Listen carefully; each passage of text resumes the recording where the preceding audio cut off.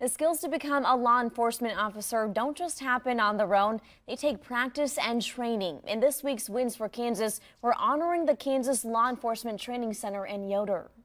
The Law Enforcement Training Center near Yoder is the central headquarters for all law enforcement training in the state of Kansas. Darren Beck is only the fourth person to serve as director of the Kansas Law Enforcement Training Center. It was created by state lawmakers back in 1968 and has helped teach life-saving skills to countless police, deputies, and troopers.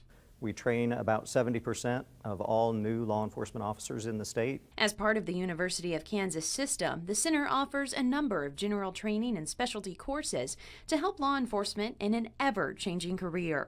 The deputy of today, or the law enforcement officer of today, needs to be a mediator. They need to be a counselor. They need to have those interpersonal skills that maybe in previous generations they didn't need. The center also has a foundation to help support the families of officers impacted by the job. KELETC partners, DeVaughn James Injury Lawyers, are recognizing them as this week's Wins for Kansas.